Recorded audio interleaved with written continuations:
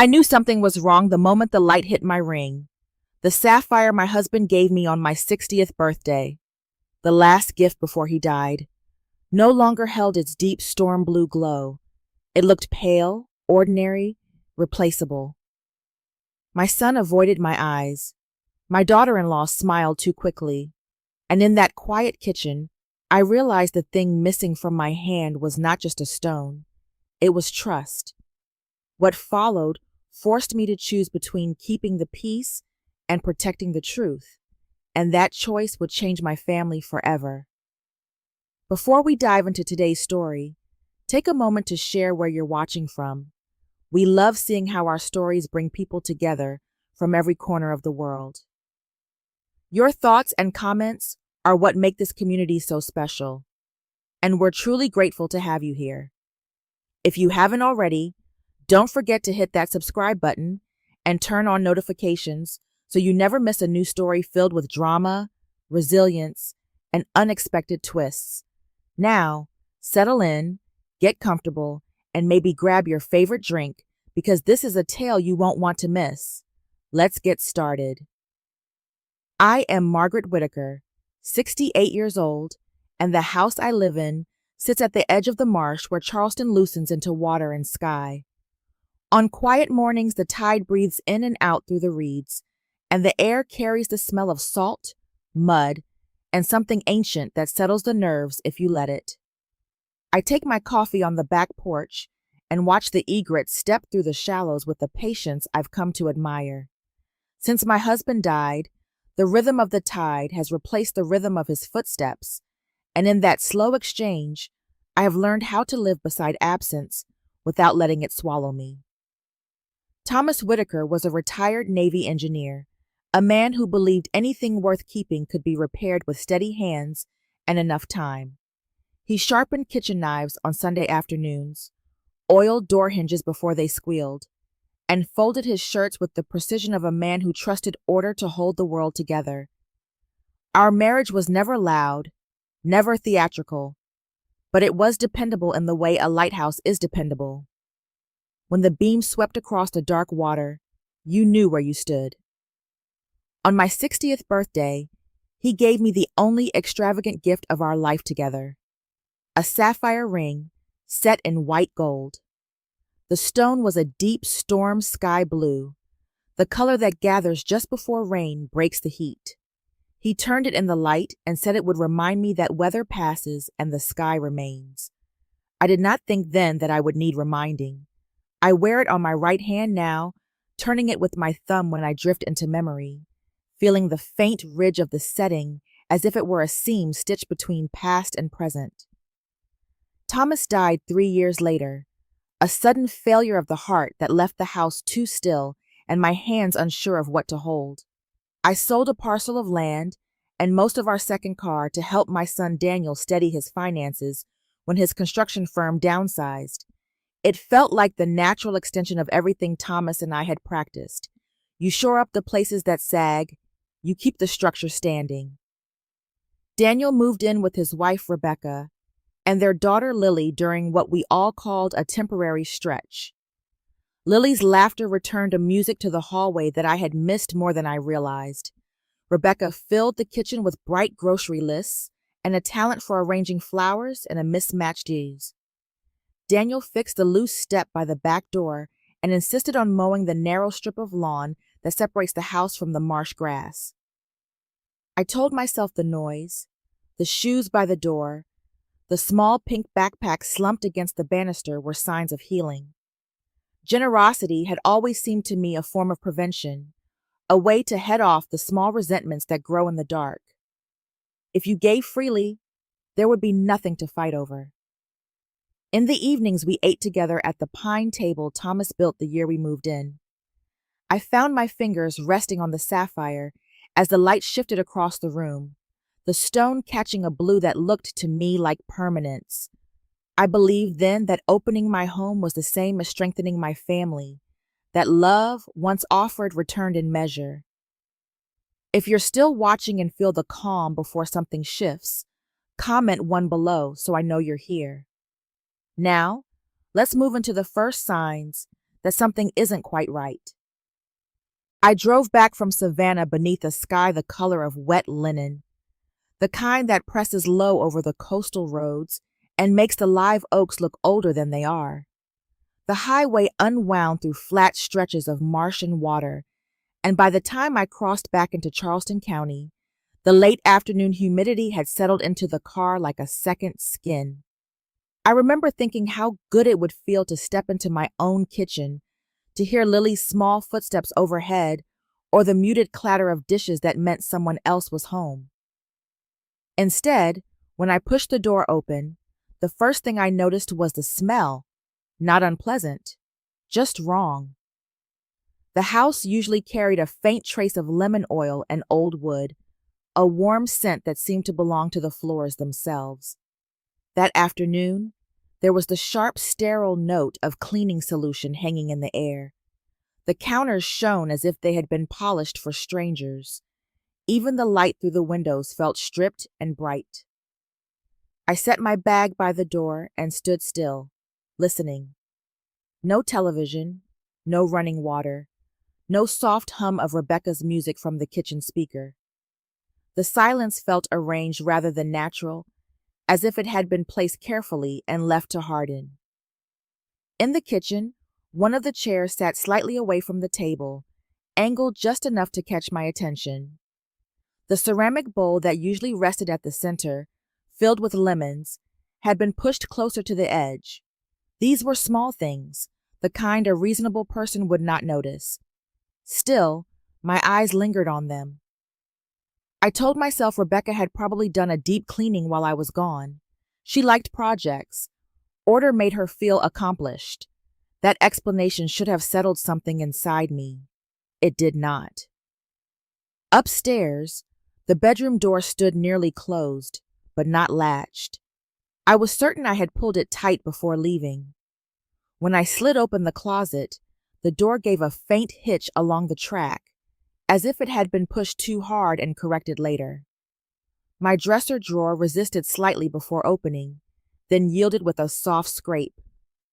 Near the pull, a thin mark interrupted the wood finish, pale against the darker grain. I paused, my hand resting on the drawer front, feeling foolish for cataloging imperfections.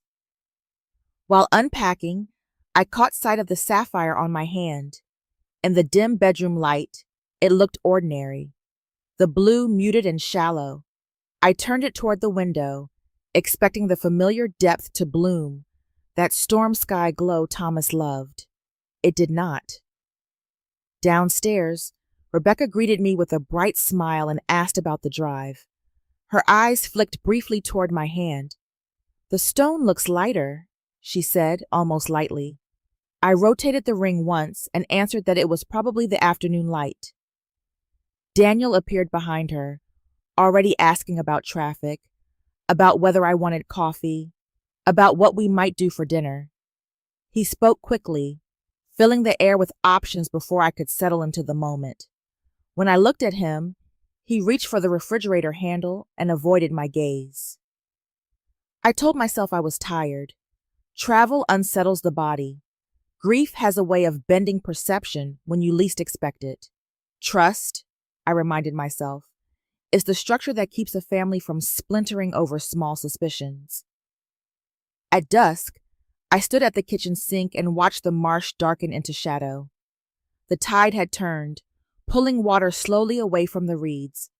I twisted the ring with my thumb, feeling its familiar weight, waiting for reassurance to follow. Instead, a faint chill moved through me. Not fear exactly, but the quiet recognition that something in the house had shifted. If nothing was wrong, why did it feel as though I had stepped into a place I no longer fully knew? If that uneasy feeling caught your attention, comment 2 below and stay with me. What seemed small is about to become impossible to ignore. In the days after my return from Savannah, the unease I had tried to dismiss settled more firmly into my routines. I caught myself turning the sapphire ring whenever light crossed it, tilting my hand toward windows, toward the kitchen lamp, toward the pale morning sun that slipped through the marsh grass. Each time I expected the familiar depth to return, that dark, rain-heavy blue Thomas loved. Each time the stone looked flat, as if its color had been diluted. I told myself I was being foolish. Coastal weather, aging eyes, even mood could alter perception. Still, by Thursday morning, I found myself reaching for my handbag with a purpose I framed as practical rather than suspicious. Living near the water meant storms, flooding, and insurance paperwork that required updating. It was reasonable, even responsible, to have jewelry re-examined and documented. The jewelry shop on King Street had stood in the same narrow brick storefront for longer than I had lived in Charleston. Its front window displayed antique brooches and pearl strands arranged on faded velvet, and when I stepped inside, the bell above the door gave a small, polite chime. The air smelled faintly of metal polish and old wood. Glass cases ran along the walls, their edges worn smooth by decades of hands resting there while decisions were made. The owner, a gray-haired man with steady fingers and a careful manner, greeted me and asked how he could help. I explained that I wanted to confirm the condition of my ring for insurance purposes. He nodded, as if this were an ordinary and sensible request, and gestured toward the small felt pad beneath the counter lights. When I slipped the ring from my finger, I felt a brief, irrational reluctance, as though removing it exposed something more than skin. He lifted it gently with tweezers and studied the stone through a loop. The examination lasted longer than I expected. He angled the ring toward the light, then adjusted the lens and looked again. A quiet stretch of seconds passed. Finally, he looked up and asked when the stone had been replaced. I felt a flicker of confusion, followed by a hollow sensation behind my ribs. I told him it had never been replaced. He paused, then explained in a tone that remained respectful, but certain that the stone in the setting was synthetic. It lacked the natural inclusions and depth one would expect from a cashmere sapphire. I watched a speck of dust drift through the beam of light over the counter. Somewhere in the shop, a clock ticked with the patient regularity. The air conditioning hummed softly overhead. I thanked him for his time, slid the ring back onto my finger, and walked out into the thick Charleston heat without trusting myself to speak further.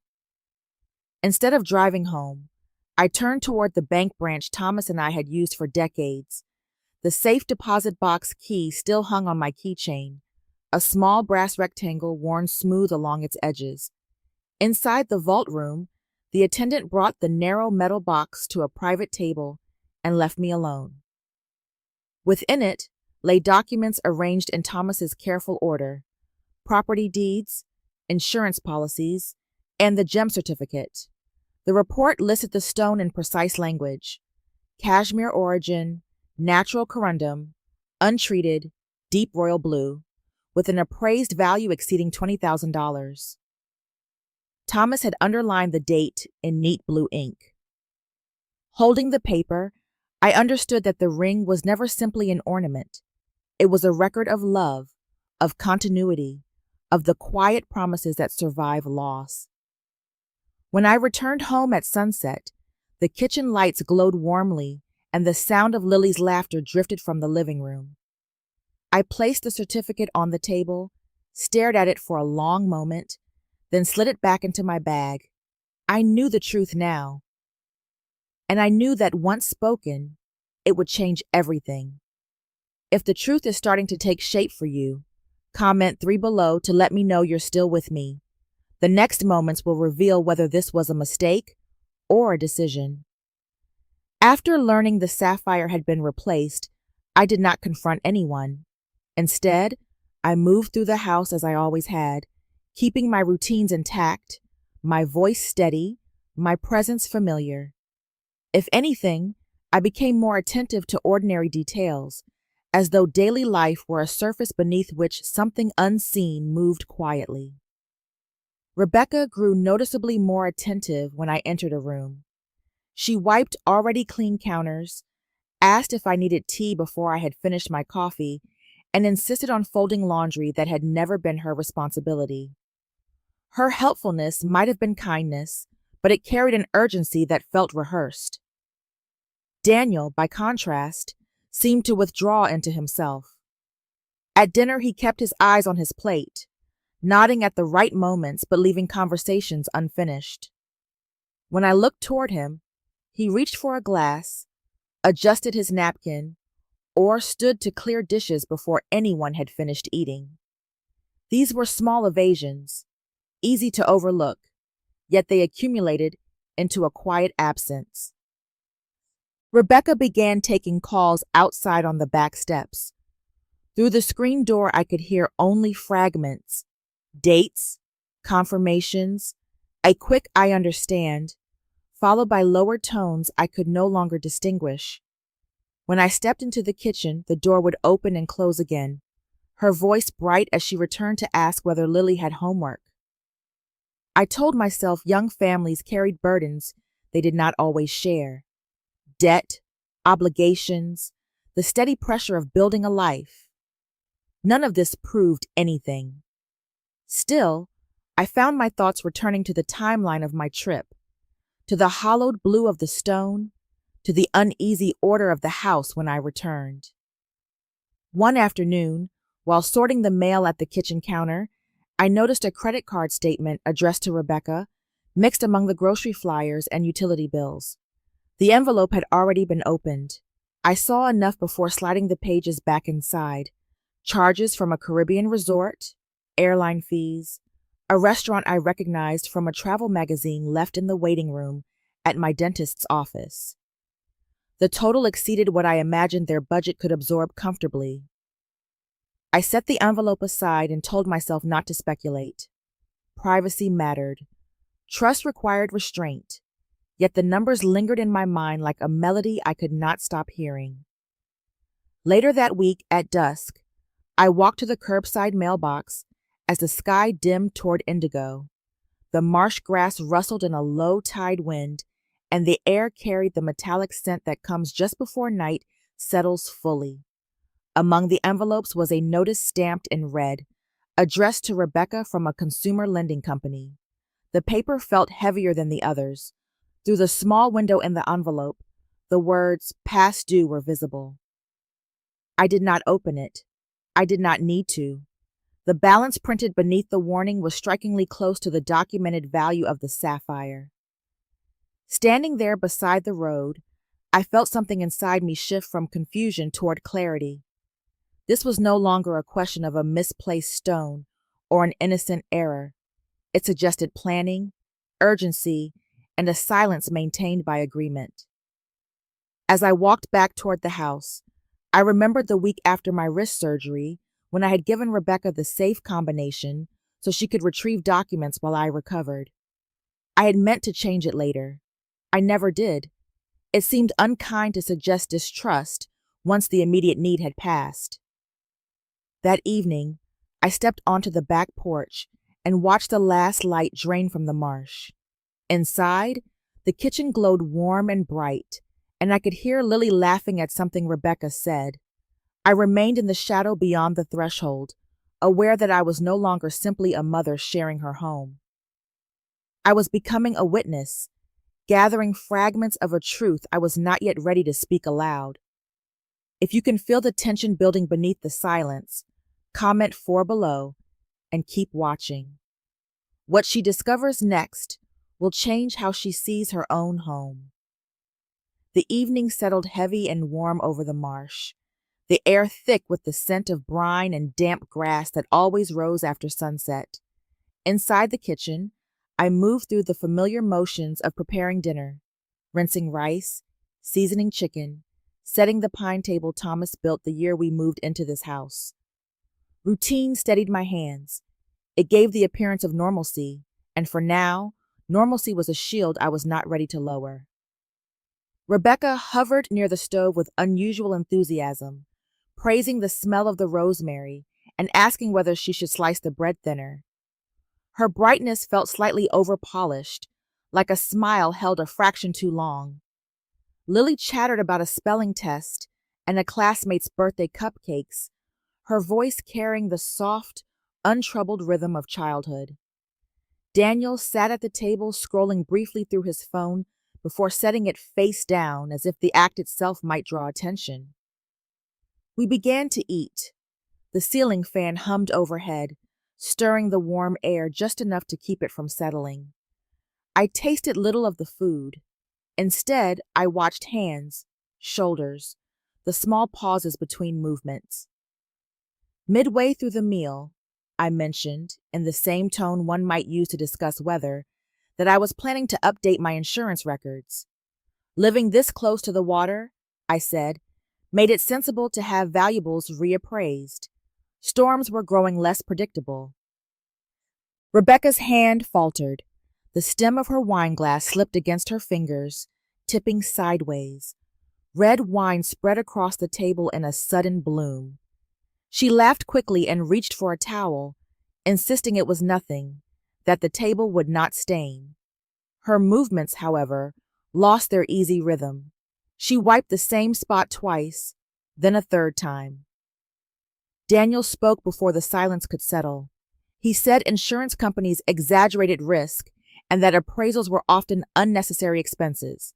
His voice was steady but too quick. The words lined up as though prepared in advance.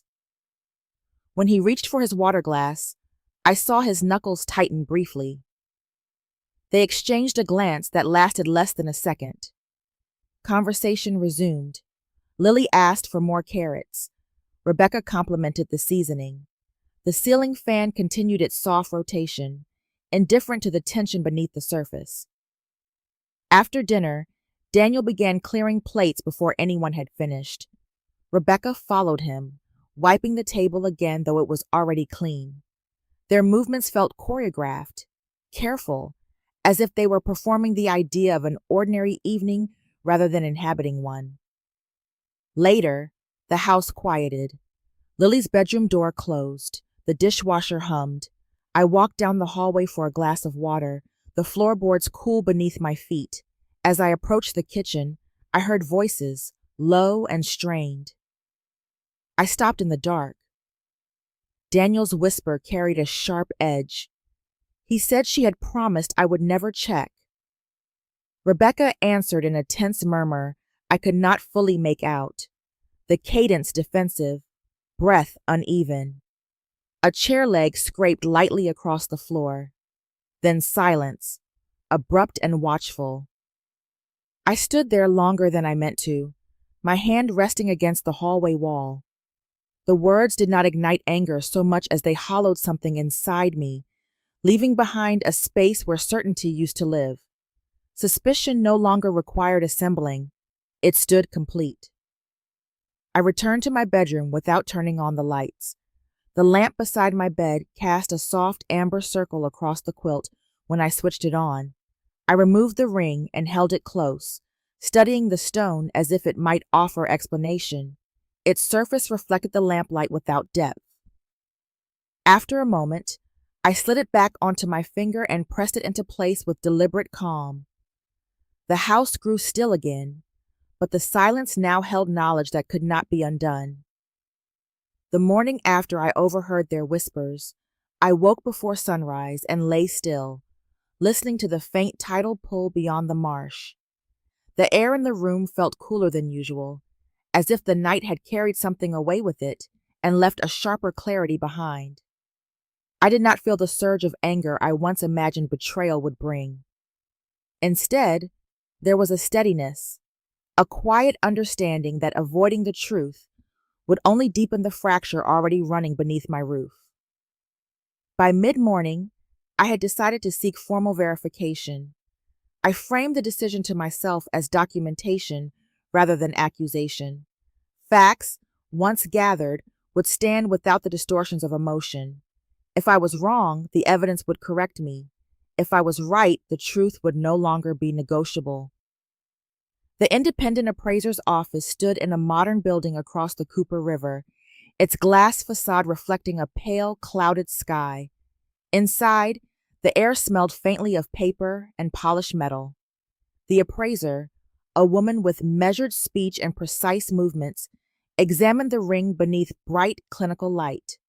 She rotated the setting slowly, peering through magnification before resting it on a soft gray pad. She confirmed what I already knew. The sapphire had been replaced with a synthetic stone. The mounting showed recent disturbance, minute tool marks near the prongs where the original gem had been removed. She documented her findings in careful language and printed a report for my records. I asked whether such a stone could be traced once removed.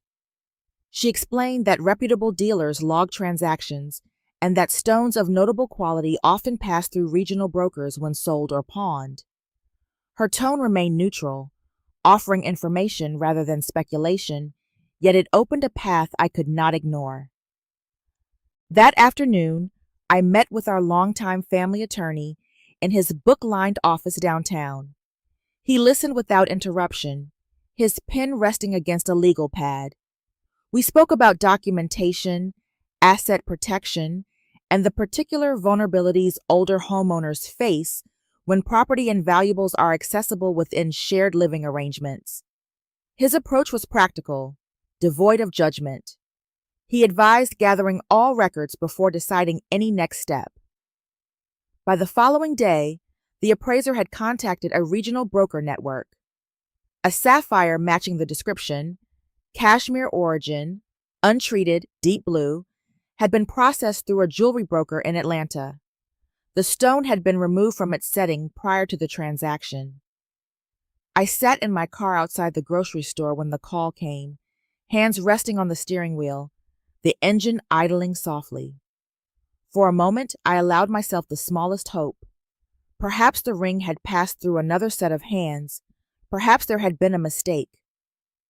The broker offered to review identification records tied to the transaction. I agreed, my voice sounding distant to my own ears. Later that afternoon, the confirmation arrived. Security footage showed Daniel presenting the ring. He signed the paperwork and provided his identification. The transaction bore his name. I remained seated at the kitchen table long after the house fell quiet that evening.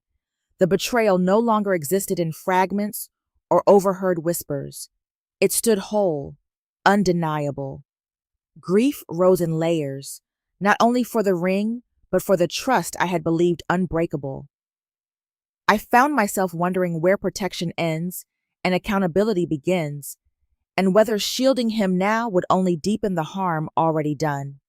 Motherhood, I realized, does not absolve a grown child of consequence.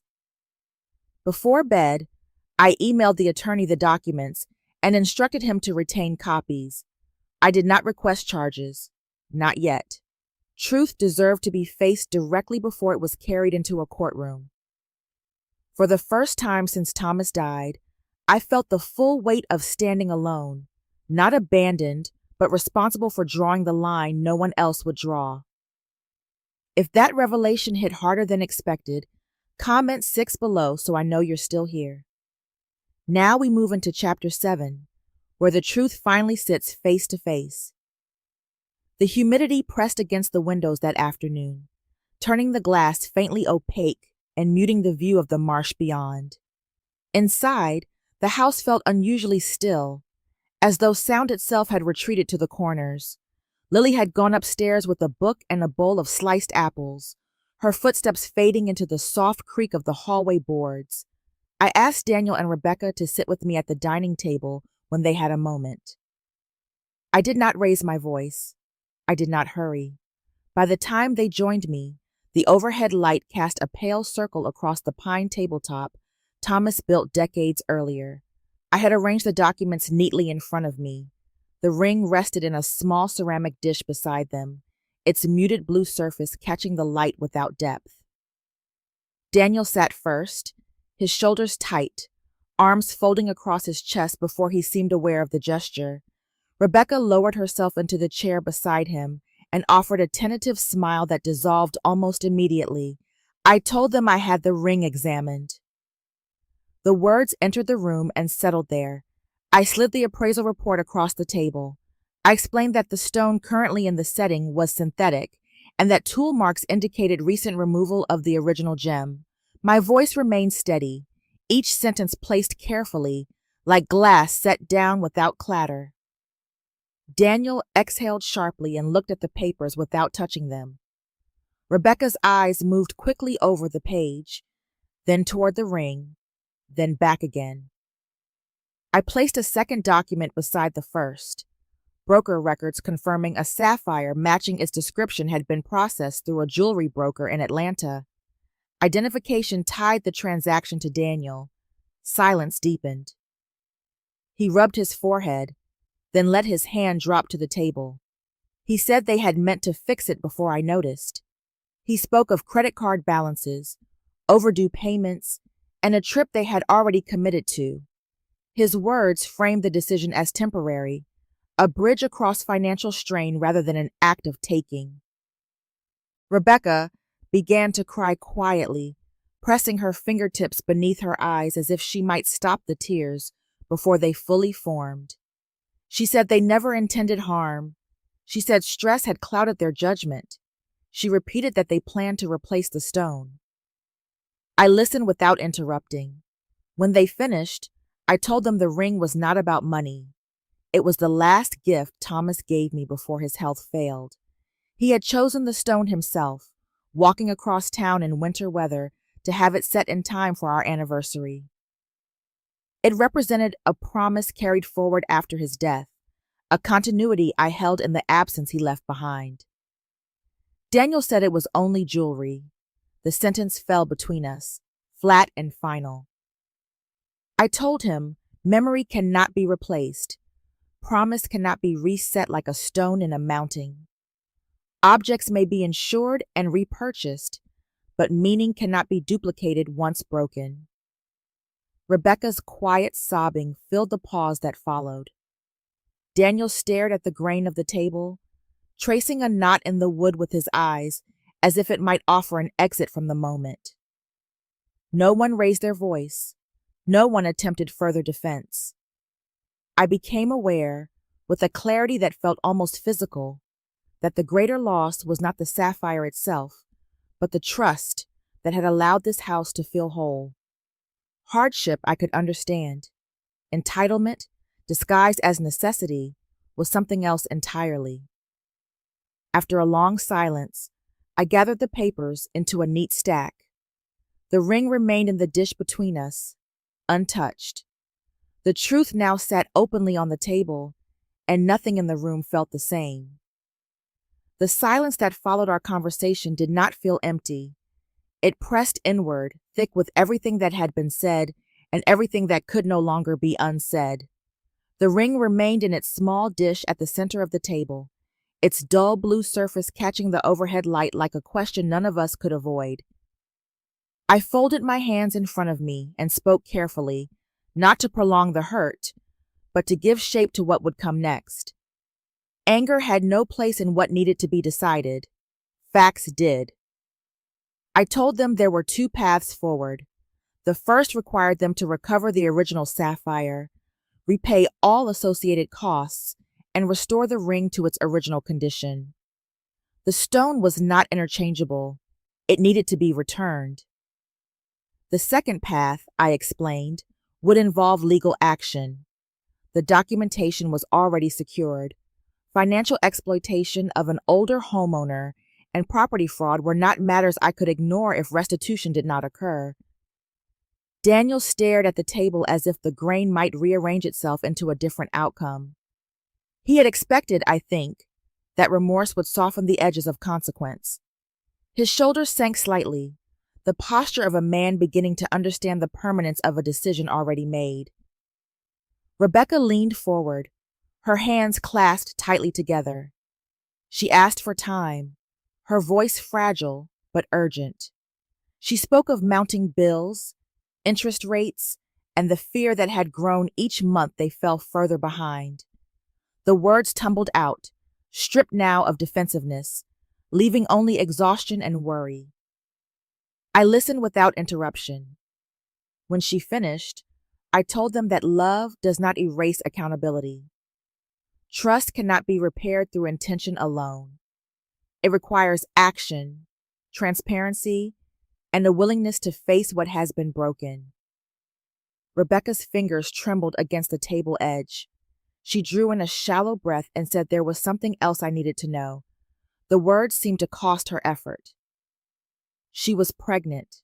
The room shifted around the revelation. For a moment, I heard only the low hum of the ceiling fan and the faint rattle of a truck passing on the distant road.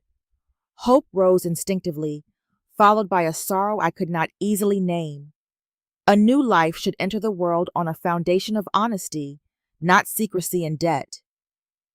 Daniel lowered his head, shame settling across his features in a way I had not seen before. He did not look at me. He did not look at her. The silence between them revealed fractures deeper than the one we sat discussing. I told them the child deserved stability and truth. Whatever future they built must rest on something stronger than avoidance and borrowed time. Compassion did not mean pretending harm had not occurred. Rebecca wept quietly, her shoulders shaking as she pressed her palms against her eyes. Daniel remained motionless beside her, his hands clasped so tightly the knuckles blanched. I outlined a reasonable timeline. They would have the opportunity to resolve the matter and demonstrate progress. I expected transparency, documentation, and honesty in every step that followed. No one argued. No one pleaded further. Outside, night settled over the marsh, folding darkness into the reeds and water.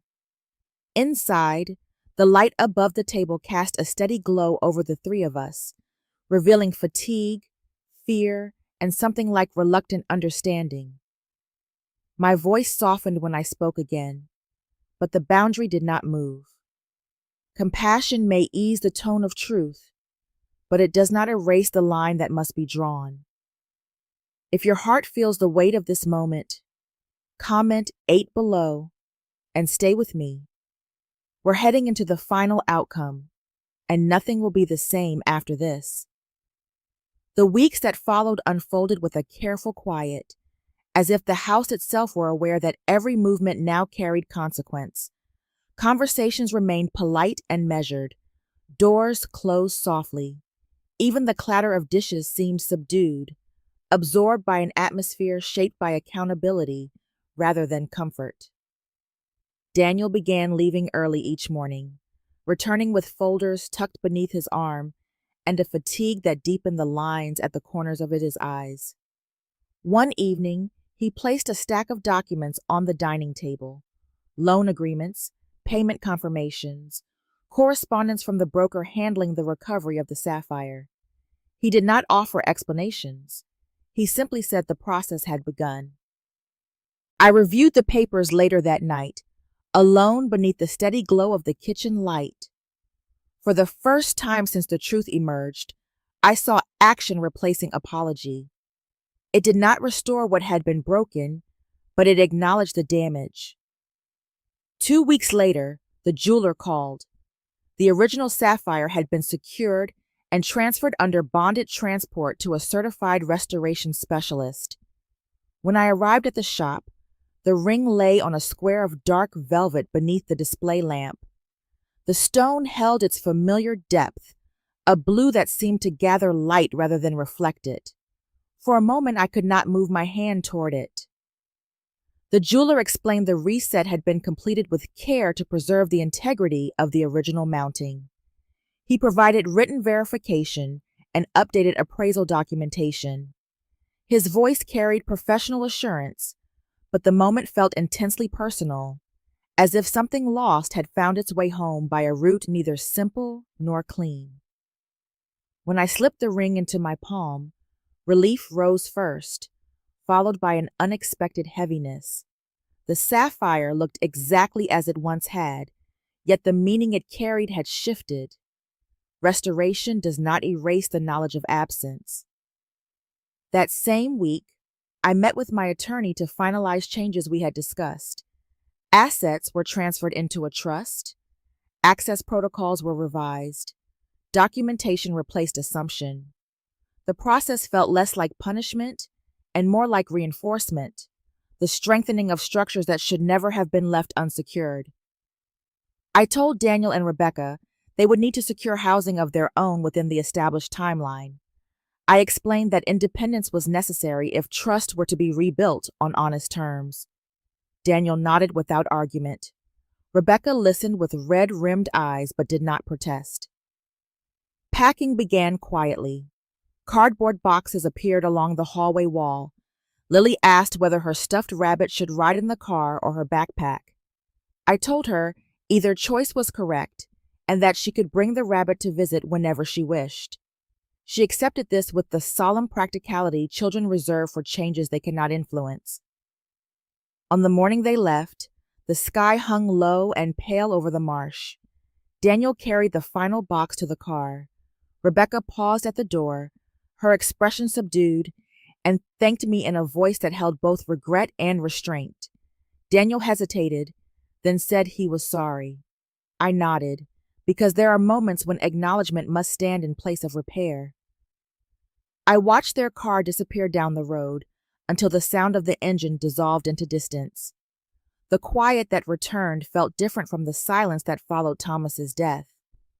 That loss had been imposed. This one had been chosen. Inside, I placed the restored ring in its velvet box and set it gently in the drawer. Some things can be returned to their original form. Trust returns differently. Several days passed after Daniel and Rebecca moved out, and the house settled into a quiet that felt different from the silence that followed Thomas's death. That earlier stillness had been imposed, heavy and immovable. This quiet felt chosen, shaped by decisions I had made rather than loss I could not control. In the mornings, I could hear the marsh breathing again, wind moving through reeds, the distant call of herons, the faint creak of the dock boards expanding in the damp air. I returned to my habit of taking coffee on the back porch. Steam rose from the mug and disappeared into the soft coastal haze while the tide slipped slowly through its cycle, indifferent to human fracture. The rhythm comforted me. It reminded me that continuity exists beyond the boundaries of any one life, any one grief. Solitude, I realized, was not the same as loneliness. Loneliness arrives uninvited, hollowing the spaces around you. Solitude, when accepted, restores proportion. In the quiet, I felt not abandoned but steadied, as though the ground beneath me had settled after a long tremor. One afternoon, I opened the top drawer of my dresser, the one Thomas lined with dark velvet decades ago. The sapphire ring rested in its box, the lid tilted slightly back. I stood there for a long moment before lifting it into the light. The stone held its familiar depth, gathering the afternoon sun into a blue that seemed almost infinite. Once, the ring had symbolized marriage and the continuity of a shared life. Now, it carried something more complex. It held memory, certainly, but also the boundary I had drawn to protect that memory. The promise Thomas placed on my hand had not been erased by what happened. It had been tested. I did not put the ring on. Instead, I turned it once between my fingers and returned it to the velvet. The decision was not born of bitterness. Some objects belong to remembrance rather than display. Reverence sometimes requires distance. I still loved my son. That truth had not changed, even as others had. Forgiveness, I was learning, is not the same as restoration. Trust cannot be commanded back into existence. It must be rebuilt slowly, through honesty and action. If reconciliation comes, it will stand on truth rather than convenience. Lily visited that weekend, bringing her stuffed rabbit and a drawing of the marsh she insisted looked better in person. She asked whether the baby would sleep in the yellow room.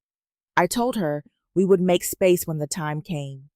Children accept forward motion more easily than adults. I hoped honesty would shape the world she and her sibling inherited. In the evenings, I found myself reflecting on how easily generosity can be mistaken for permission, how keeping peace can delay truths that must eventually surface. Boundaries, I now understood, do not diminish love. They protect it from erosion. At dusk, I sat on the porch and watched the tide turn, the water folding back through the reeds in a steady, patient rhythm. My hands rested quietly in my lap, unadorned, steady. Love endures, memory remains, and dignity is the line I will never again allow to be crossed. Some losses arrive quietly, disguised as ordinary moments, until truth reveals what has been altered beneath the surface. What we hold dear is rarely defined by its material worth, but by the promises, memories, and trust woven into it over time. When those threads are broken, restoration is not about returning to what was, but about choosing what will stand moving forward. Boundaries are not acts of rejection, they are acts of preservation. They protect dignity, honor memory, and remind us that love without respect cannot endure.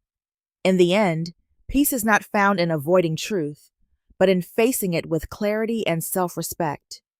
If this story resonated with you, thank you for spending these moments here. Feel free to share your thoughts in the comments, and consider following and subscribing so we can continue exploring stories that matter together and return for more reflections and shared understanding ahead.